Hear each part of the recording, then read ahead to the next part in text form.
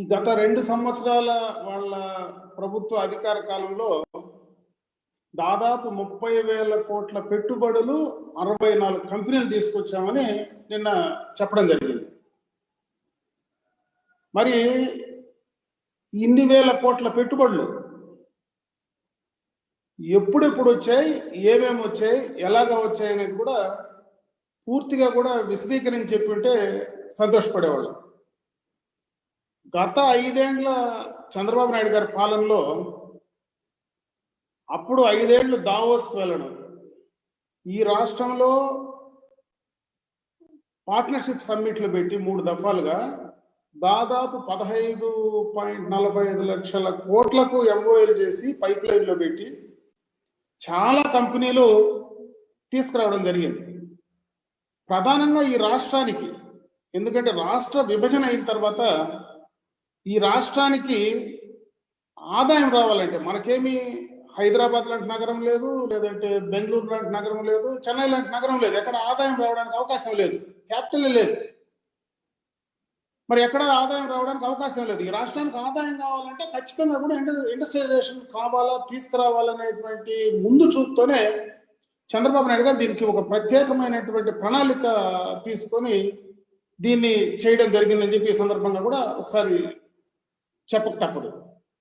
అంటే ఇప్పుడు ఆ గౌతమ్ రెడ్డి గారు చెప్పిన దాంట్లోనే దాదాపు ఏవైతే కంపెనీలు ఉన్నాయో వాళ్ళు చెప్పినటువంటి కంపెనీలు ఈ 30,000 కోట్ల పెట్టుబడులు, కియా కావచ్చు, అశోక్ లైలాండ్ కావచ్చు, హీరో మోటార్స్ కావచ్చు, ఇసుజీ కావచ్చు, అపోలో టైర్స్ కావచ్చు, మోహన్ స్పీటెక్స్ కావచ్చు, వాల్మెట్ ఇంజనీరింగ్ కంపెనీ కావచ్చు, మ్యాంగ్యూ సిరామిక్ కంపెనీ కావచ్చు, United industries automatic plastic private limited company కావచ్చు, హుండై ట్రాన్సిస్ కంపెనీ ప్రైవేట్ లిమిటెడ్ కావచ్చు, కేఎస్హెచ్ ఆటోమేటివ్ ప్రైవేట్ లిమిటెడ్ కావచ్చు, సియానిహా ఆటోమోటివ్ ప్రైవేట్ లిమిటెడ్ కావచ్చు.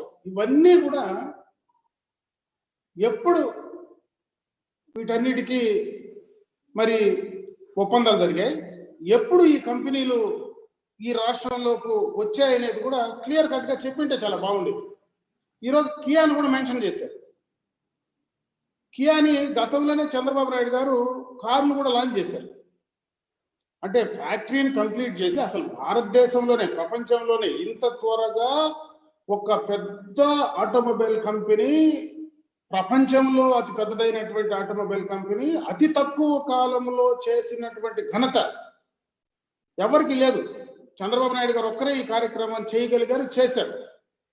దానికి ఇక్కడ చూసేది కాదు, నేరుగా కియా కంపెనీకి వెళ్ళి అక్కడ మెయిన్ షెడ్ ఉంది, ఆ మెయిన్ షెడ్ పైన గటర్స్ లేపారు షెడ్కు, దానిపైన చంద్రబాబు నాయుడు గారు పేరు అక్కడ ప్రింట్ చేసి ఆ గడర్ పైన ఉన్నాయి. ఆడు పోయి పైకి ఎక్కి చూస్తే వాళ్ళు క్లియర్ కట్గా కనపడుతుంది ఎప్పుడు జరిగింది, ఎప్పుడు ఈ కంపెనీ వచ్చింది, ఏం జరిగింది.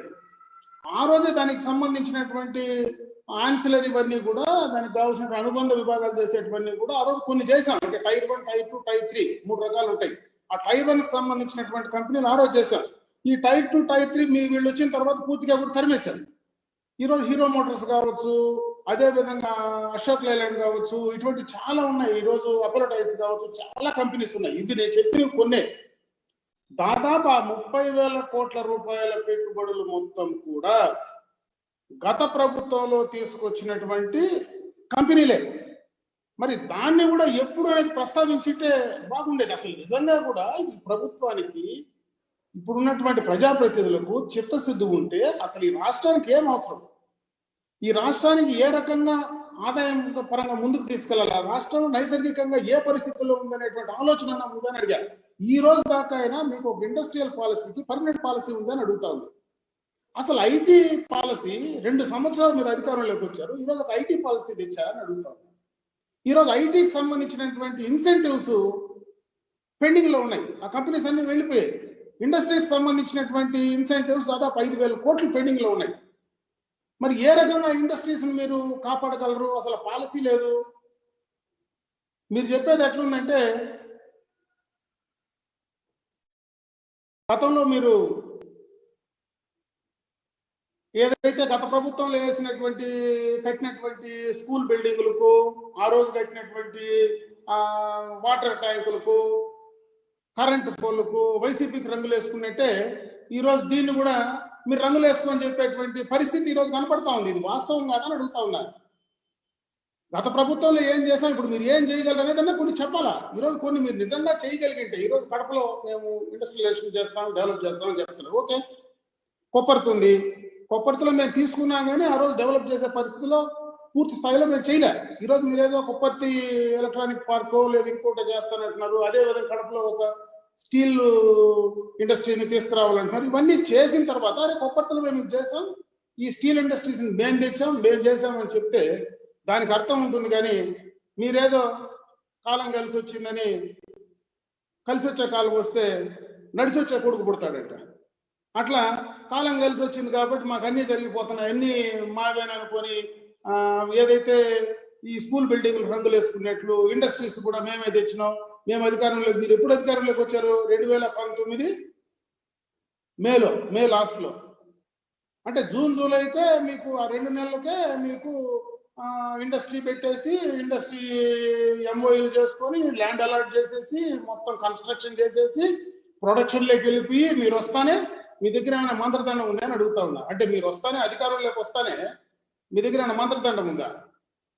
మేమేం చెప్పినా, మేము అధికారంలోకి వస్తానే మమ్మల్ని చూసి మొత్తం కూడా ఆకర్షించి వచ్చేసారనేటువంటి మంత్రదండమే మీ దగ్గర ఉంటే, ఇదేదో ఆంధ్ర రాష్ట్రానికి ఎందుకు, భారతదేశానికి కూడా చూపించండి. మోడీ గారికి కూడా పోయి చెప్పండి. ఈరోజు ఎట్లా పోయినారు కదా, అక్కడే కూడా చెప్పండి మోడీ గారికి. ఆ మంత్రదండం ఏమైనా ఉంటే ఏ రకంగా మీరు దాన్ని చేస్తారు.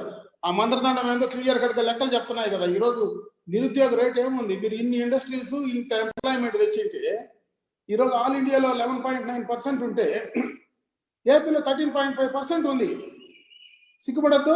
మరి మీరు తెచ్చిన ఇండస్ట్రీస్, దాన్ని పెట్టిన ఎంప్లాయ్మెంట్ పెరిగిపోయి ఉండాలి కదా. పక్క రాష్ట్రాలకు మనకంటే తక్కువ ఉంది కదా. వెనకబడిన రాష్ట్రాలు ఈ దేశంలో మనకంటే చాలా తక్కువ ఉన్నాయి కదా. అది కనపడదా మీకు అని అడుగుతా ఉన్నా. అదేవిధంగా జిఎస్డిపి పెరగాలి కదా. మేము ఇచ్చేటప్పుడు 10.54 ఉంటే మీకు ఎంత ఉంది? -2.58 ఉంది. ఇండస్ట్రియల్ రేట్ ఎంత ఉంది? గ్రోత్ రేటు మేము ఇచ్చేటప్పుడు 10.24 ఉంటే ఈరోజు -3.48 ఉంది. సరే, సర్వీస్ సెక్టర్లో ఏదో కరోనా కాబట్టి సంవత్సరం తగ్గిపోయిందని చెప్పుకోవచ్చు మీరు. అది కూడా -6 ఉంది. అంటే క్లియర్గా గణాంకాలు చెప్తున్నాయి, లెక్కలు చెప్తున్నాయి. అసలు మీ పరిస్థితి ఏంది? కంటిన్యూస్గా 4 సంవత్సరాలు ఈ రాష్ట్రము ఇండస్ట్రియల్ గ్రోత్ రేట్లో నెంబర్ 1లో ఉన్నాము. ఈరోజు మీరు ఎక్కడున్నారో చూసుకోండి అని అడుగుతున్నారు. మరి దాన్ని చూసుకోకుండా ఏదో ఒక స్టేట్మెంట్ ఇచ్చేసి మేమేదో చేస్తున్నాం, అసలు పాలసీ పైన ఆలోచన లేదు. అసలు funds diversion, BCIC, CBIC, HBIC, Vizag Chennai industrial corridor, Chennai Bengaluru industrial corridor, Hyderabad Bengaluru industrial corridor.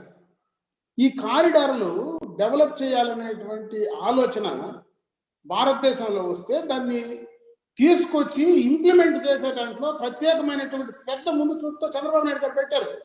World bank నుంచి డబ్బులు, ఏషియన్ బ్యాంక్ నుంచి డబ్బులు, దాదాపు 3,500 కోట్ల రూపాయలు మీరు ఈరోజు వెనక్కి పంపించారు. ఆ వచ్చిన డబ్బులు వేరే దానికి వాడుతున్నారు. దానికి పెట్టినటువంటి ఏవైతే అక్కడ పెట్టినటువంటి పార్క్స్ డెవలప్మెంట్కి ఏదైతే పెట్టామో ఏపీఐసి ద్వారా, ఆ కాంట్రాక్ట్ బిల్లులు ఇవ్వకుండా ఈరోజు వాళ్ళు ఇచ్చినటువంటి డబ్బులు సక్రమంగా వాడలేదని వాళ్ళు ఎన్నిక డబ్బులు తీసుకుంటున్నారు. సిగ్గుపడద్దని అడుగుతా ఉన్నా. వాళ్ళు డబ్బులు పెండింగ్ ఉన్నాయి, పేమెంట్లు ఇస్తున్నారా అని అడుగుతా ఉన్నా. దానిపైన దృష్టి లేదని అడుగుతా ఉన్నా. ఏ విధంగా మీరు ఇన్ఫ్రాస్ట్రక్చర్ డెవలప్ చేయకపోతే ఏ రకంగా ఇండస్ట్రీస్ వస్తాయి, ఏ రకంగా డెవలప్ అయితే ఏ రకంగా వాళ్ళ కాన్ఫిడెన్స్ ఇస్తారనేటువంటి ఆలోచన అయినా మీకు ఉండద్దా అని అడుగుతా ఉన్నా. అసలు ఈ రాష్ట్రానికి భారతదేశం అంతా ఒక పరిస్థితి ఉంటే ఆంధ్ర రాష్ట్రం ప్రత్యేకమైనటువంటి పరిస్థితి ఉంది. ఈరోజు డివైడ్ అయిన తర్వాత దీన్ని దృష్టిలో పెట్టుకోవద్దా అంటున్నారు. రేపు ఫ్యూచర్ భావితరాలు ఏ రకంగా వాళ్ళ ఎంప్లాయ్మెంట్ జనరేట్ కావాలా, ఏ రకంగా ఈ రాష్ట్రానికి ఆదాయం రావాలనేటువంటి దానిపై దృష్టి లేదని అడుగుతా ఉన్నారు. దానికి అప్పు తెస్తారు, ఏపీఐసికి అప్పు తెస్తారు, దాన్ని డైవర్షన్ చేస్తారు. డైవర్షన్ ఫండ్స్ అలవాటు అయిపోయింది. ఏ రకంగా మనం డైవర్ట్ చేయాలా, ఏ రకంగా ఈ ఫండ్స్ డైవర్ట్ చేయాలి, ఎక్కడి నుంచి ఇక్కడి నుంచి అక్కడి నుంచి అక్కడి నుంచి ఇక్కడికి చేయడానికి బాగా అలవాటు పడినటువంటి పరిస్థితుల్లో ప్రభుత్వ ఫండ్స్ కూడా మీరు డైవర్ట్ చేసేసి ఇష్టం వచ్చినట్టు వాడు చేస్తూ ఉంటే ఎక్కడికి వెళ్తున్నారో అని అడుగుతా ఉన్నా. అసలు క్యాపిటల్ ఉందా? కనీసం ఆ క్యాపిటల్లో దాదాపు 2 లక్షల కోట్లు ఇన్వెస్ట్మెంట్ పోయింది. 130 సంస్థలు ఎనికిపోయాయి. ఆలోచించారా?